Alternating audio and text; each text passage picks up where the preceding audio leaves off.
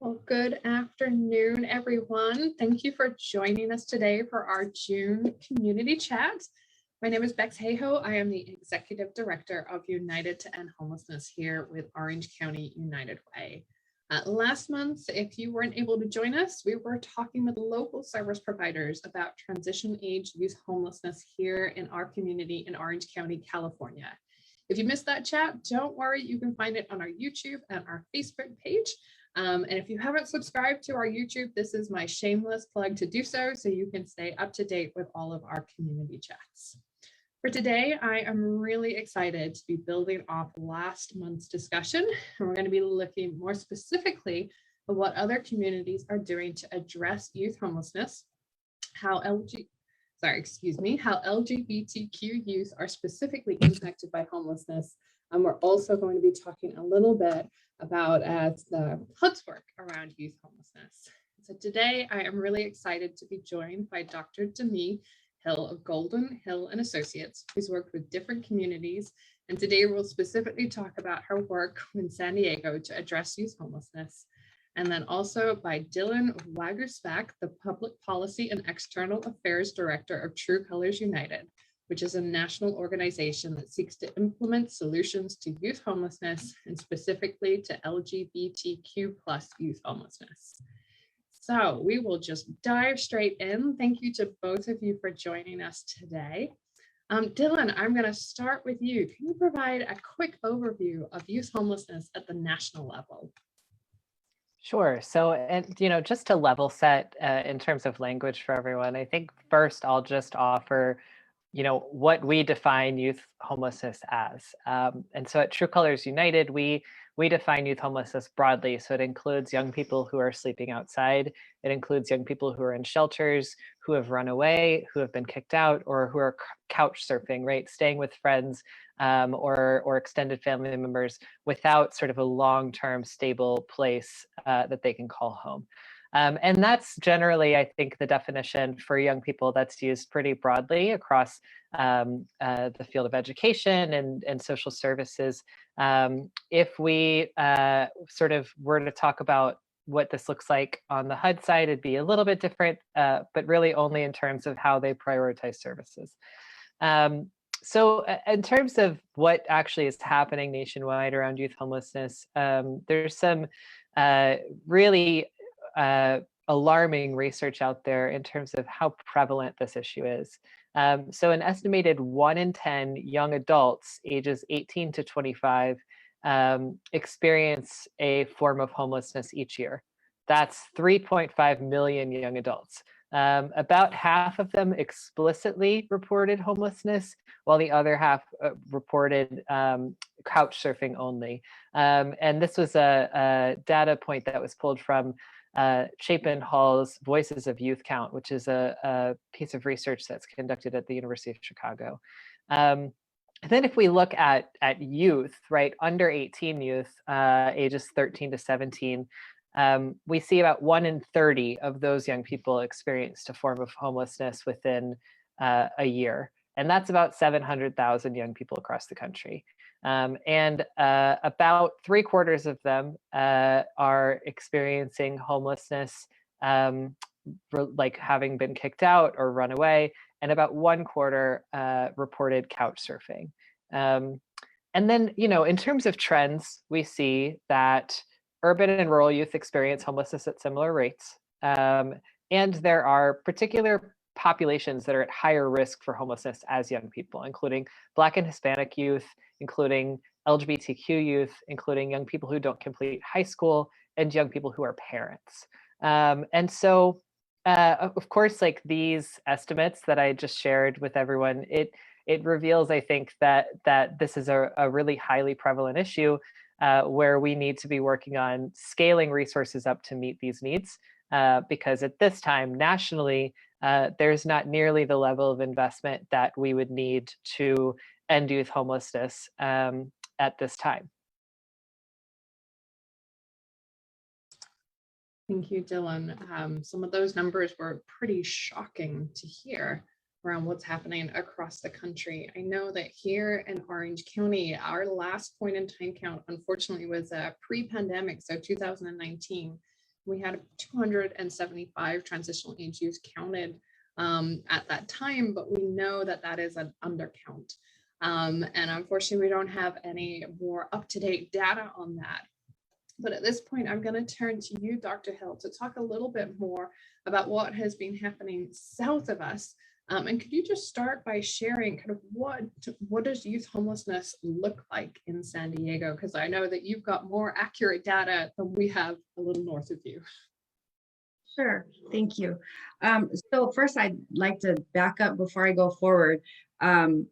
Working for the Regional Task Force on the Homeless as the Continuum of Care lead, it was my responsibility to help with the youth homelessness issue in San Diego. And the Continuum of Care is designated by the U.S. Department of Housing and Urban Development to administer federal dollars to help end homelessness in communities. And in 2017, we looked at our data in our database. It's called the Homeless Management Information System database. And there were about 4,200 youth in there. Now, that is over a snapshot of time. And so, a year we're looking at where we saw that youth touched the system, and there was a significant amount of youth in the system. And then our education partners reported 539 youth that had been seeking services from the Department of Education or the County Office of Education. When we did our point in time count, we found there were about 1,150 youth, which the point in time count is a very small snapshot in time, right? We counted for a few days or a week, and those were the young people accessing the system. So in 2017, that was what we saw. Today, well, I don't want to say today, but 2020, during our last count, those numbers have reduced by 56%. And so we're looking at about 659 youth in the system as of 2020. And that is because we received funds from the U.S. Department of Housing and Urban Development, and then also some funds from the state to help end youth homelessness. Well, that is really exciting. I was applauding over here. Our audience wouldn't have seen that, but that is just remarkable. And so later on, we're going to dig into what that looked like, how that happened, more about that funding. So I can't wait to get there. But before we do that, I really, Dylan, we're going to come back to you to have a bit more of a robust discussion around youth homelessness. Specifically LGBTQ plus youth homelessness. Why is it important that we talk about this? Yeah, so LGBTQ plus youth are really dramatically overrepresented in this population of young people. They're up to 120% more likely to experience homelessness than their peers. And among the young LGBTQ people who do experience homelessness, they report higher rates of trauma and violence, including twice the rate of early death as their peers. And so that's, those are some really sort of alarming experiences that our young people have. And so I'll talk maybe a little bit about what that looks like in reality, and also what's causing that. And then maybe a little bit about California. So we also know, I think it's important to say that youth who identified both as LGBTQ and Black or multiracial have some of the highest rates of homelessness in the community. And so this really is an intersectional issue and a racial justice issue, as well as being an LGBTQ equity issue. And there's a lot of challenges that young people experiencing homelessness who are LGBTQ face that are specific to that identity. One is that while we believe the vast majority of service providers are out here, trying to serve everyone with dignity and respect, discrimination does still happen. So young people are sometimes fairly afraid to seek services because they don't know if they'll be rejected or if they'll be turned away or harassed or exposed to bullying or violence while they're doing so. And so LGBTQ youth are less likely to show up and report for services. They're less likely to tell us that they are LGBTQ out of fear of those things happening. And a lot of times when they are out in these settings, they can sort of experience some implicit biases by staff as well. So not just sort of the outright discrimination, but discrimination that we see when we look at outcomes. One thing that I'll flag is that LGBTQ youth are profiled as hypersexual often, and that leads to them often being placed in more restrictive settings, right? So more likely to go to transitional living than their peers just because they're LGBTQ, and sort of that's seen as like an inherent risk, like a risk behavior, when it actually is just, you know, part of who they are. In terms of California, I think, you know, some of the good news here to report is that at least in the land of law and policy, California is leading across the country in addressing this issue. So in a report that we put out at True Colors United each year, the State Index on Youth Homelessness, we measure 64 different policy metrics in every state and in Washington, D.C. And California, in the 3 years that we've published this report, has consistently come out within that top 5 range. And so this year, California was ranked 5th. And its response earned a 77% score, so like a C+, right? Which is good, because all of this is relative, right? It's comparative to other states.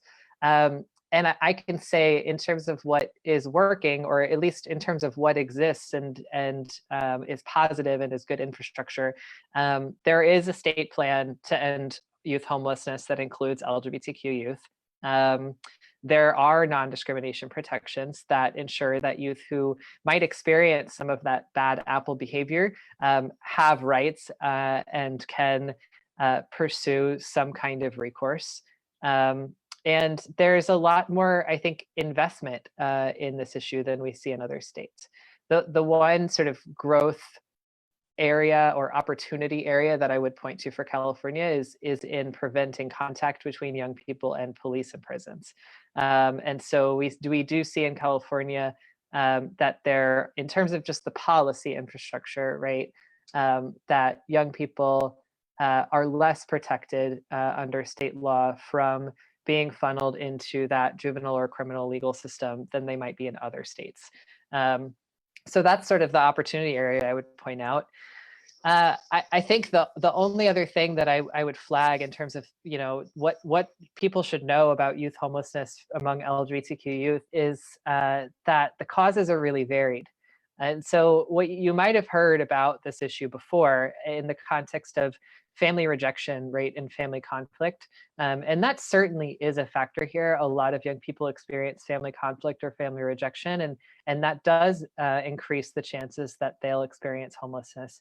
But LGBTQ youth are also overrepresented in these other pipelines into homelessness that we see, right? They are overrepresented among the young people who are pushed out of school due to discipline policies. They're overrepresented in juvenile legal system settings and in foster care. And so all of those systems have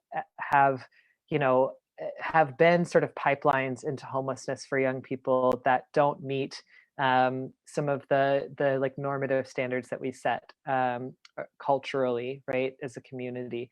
And so for LGBTQ youth, that means that when they're 18 in general, whether they're experiencing homelessness or in foster care or locked up, they're just less likely than their peers to have a strong relationship with a supportive adult, which we know is one of the really key things that young people need to be successful in that transition to adulthood, which makes sense, right? Every young person needs someone who they can call at midnight because their tire bursted or because they, got locked out of the house or whatever it is.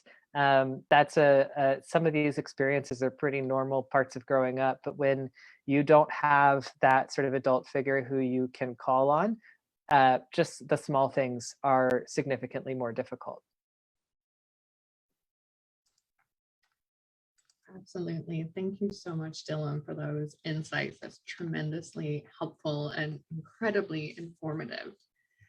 Dr. Hill, we're gonna come back to you to learn more about the Youth Homeless Demonstration Program, and specific to the work that you did down in San Diego. So we have lots of questions how did San Diego apply? What did San Diego have to do? How has it impacted the work in San Diego? We'll start there. Okay, sounds good. So the Youth Demonstration Program is an initiative funded by the U.S. Department of Housing and Urban Development. HUD is the acronym.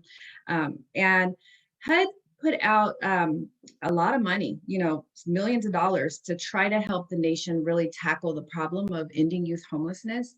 And San Diego applied in round 2. So there was a previous year that communities applied, and San Diego applied in round 2, not knowing when we applied that we were going to win the largest grant in the nation, because it didn't really tell you how much you were going to get, and you just had to come up with a budget. And we ended up winning about $8 million. And those funds have really helped catapult San Diego into really starting to end youth homelessness for this community. We applied through the continuum of care. So the continuum of care has to be at the lead, and that is an agency designated by HUD to administer homeless dollars in a community. And or they can also allow another entity to kind of apply on their behalf, but they really should be leading the work. And it's a master application that you apply in grants.gov to HUD. And so we had to do a lot of work to apply for the grant. Luckily, when I got there, San Diego had applied in round 1, and we didn't score very high. And when I came in, I was able to take that paper, where they gave us the feedback, and I was able to see, kind of where the disconnects were in partnership with some of the youth providers, and make some decisions on how we wanted to move forward. So HUD required that we had to have a youth action board, or at least to begin to create a youth action board that included youth with lived experience. So that was a challenge, because we were like, okay, we've got to get the youth together. Where are they? Luckily, we had an agency that stepped forward and already kind of had a youth board, but we had to figure out, how do we make this for all youth from different agencies across the board? And so that was definitely a challenge. Child welfare, the governmental entity within a community, has to be a partner. It's required. So we had to have child welfare at the table. HUD also required that we had another government entity at the table to, basically provide a letter of commitment or support. In our case, we used San Diego County Probation. And we couldn't have done any of this without the youth providers, because those are the agencies that are going to actually implement these programs and do the work. So all of the youth providers had to be on board, and those were many different agencies, such as the LGBTQ Center, or LGBT Center here in San Diego, the San Diego County Office of Education, San Diego Youth Services, Home Start, which is pregnant and parenting youth, and Urban Street Angels. Basically, the homeless youth providers that have already been working in this community had to partner together for us to write this grant. We had to come up with an innovative feature.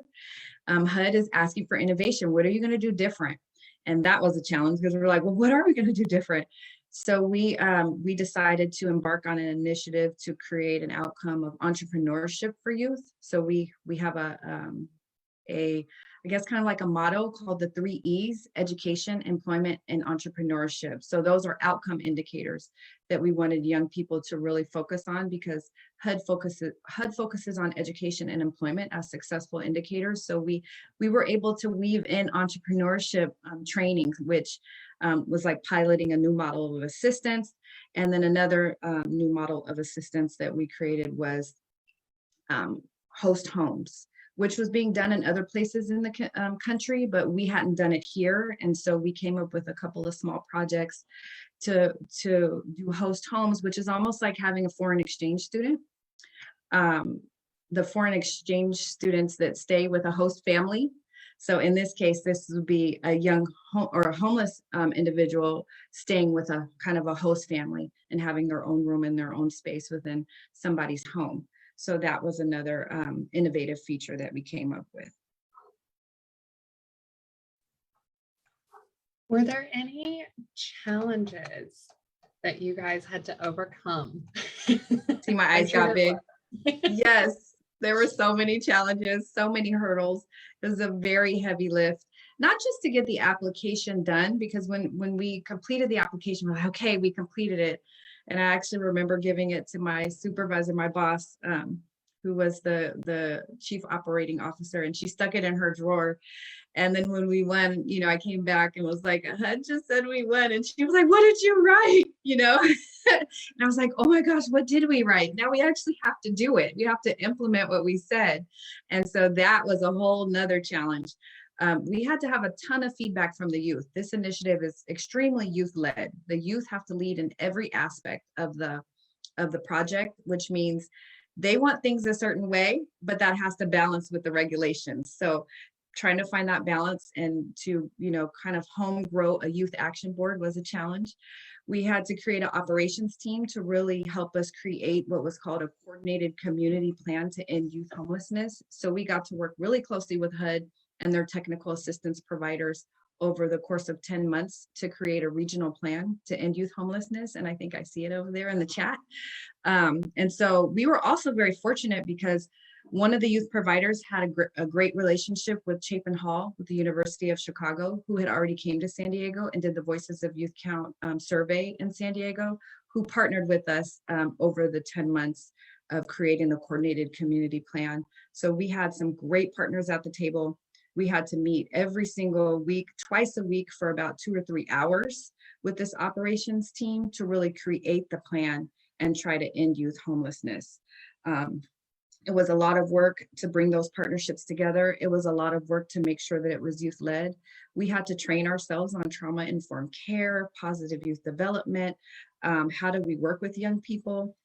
It was definitely a learning curve. Multiple community sessions, town hall style, and then focus groups to really gather information to find out what the problem was and how do we help solve it. So there was a tremendous amount of work that took place to be able to create the plan, and then once the plan was created, to actually implement those projects. This might be an obvious question. Was it worth it? Oh God, I would do it all over again in a heartbeat. And I honestly, we're a little bit over halfway there. If we look at the data, it says, well, we don't know what 2021 data is, but 2020 says we're approximately halfway there. And I still have a stake in the game to get us to the last half. Like I would never trade this this opportunity to serve in this way for anything. It's one of the feathers in my cap, and one of the lifelong, projects that I think I'll hopefully be a part of in some way, shape, or form until it's ended. I want to be one of the first, communities in the nation to actually say, yes, we ended it. We figured out how to do it. And it's a very big ask. So yes, I would do it all over again. Lost a lot of sleep, but I would definitely do it all over again. Awesome. Dylan, I'd love for you to build off that from kind of your vantage point of seeing the country as a whole. Are there other communities that have received this grant, and what are some themes that you've seen around their successes? Yeah, so there's tons of communities at this point. It's actually pretty incredible the way that this is rolled out year after year to become, available to more and more folks who are really trying to do this work.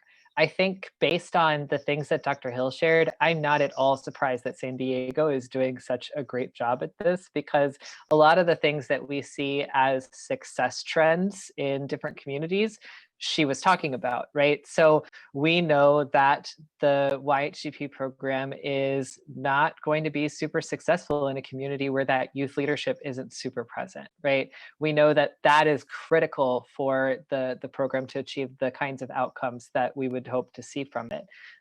We know that equity is a huge part of this, right? And that there has to be a plan for how to ensure that there's equity across this program, right?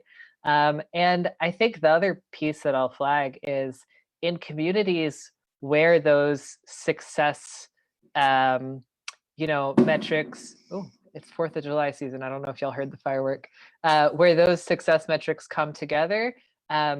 We saw at the beginning of the COVID-19 pandemic, those communities were significantly better prepared to address the issues of the pandemic and the ways that that impacted youth homelessness than other communities. And I will give the example of Richmond, where the folks working on YHGP in Richmond were able to step up immediately with their youth leaders and work on a response to ensure that young people, as they saw an increase in youth homelessness related to the economic consequences of the pandemic, that young people were getting into housing and that they were taken care of.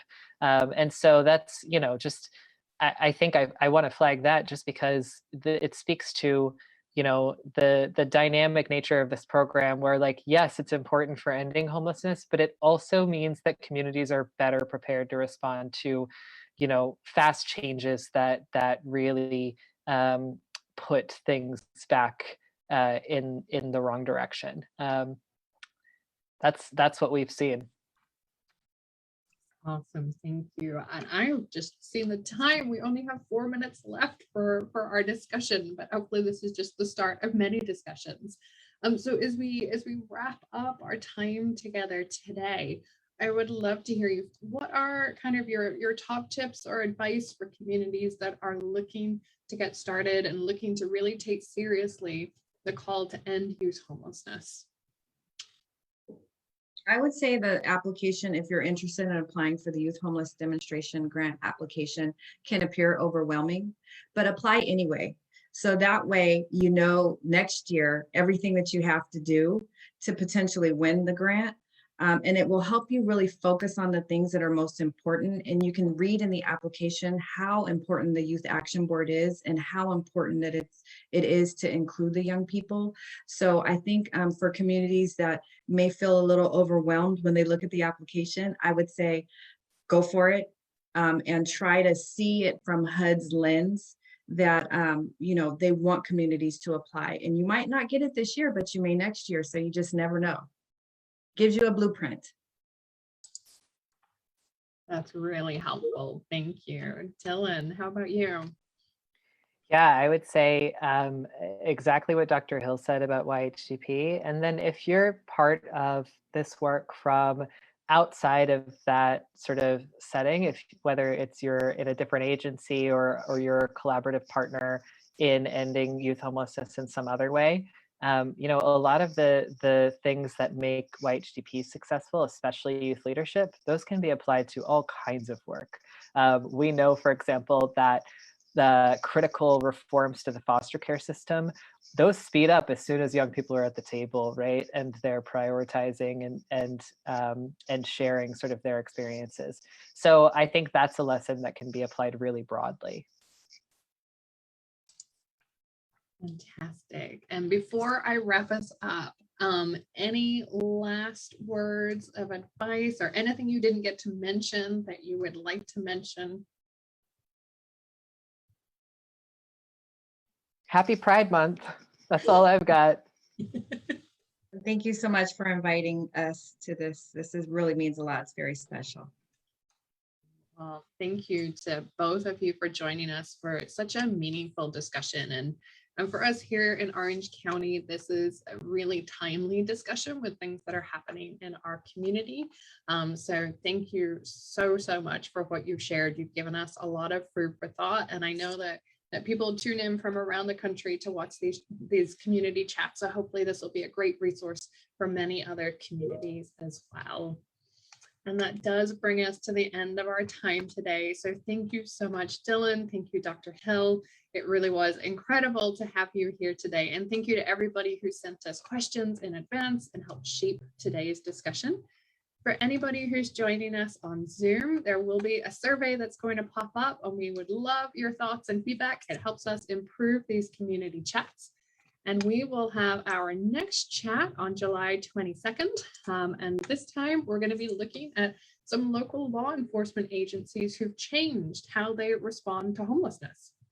So in that chat, we're going to be talking to the interim police chief in Huntington Beach, Julian Harvey. We'll also be talking to Captain Nate Wilson from the Orange County Sheriff's Department and Sandra Lazou from the city of Anaheim. The RSVP link for that chat is going to be in the comment box or the chat box. depending which forum you're watching this on. Until then, stay up to date with us by following us on social media or going to our website, unitedtoendhomelessness.org, and signing up for our newsletter. And again, thank you so much for joining us today.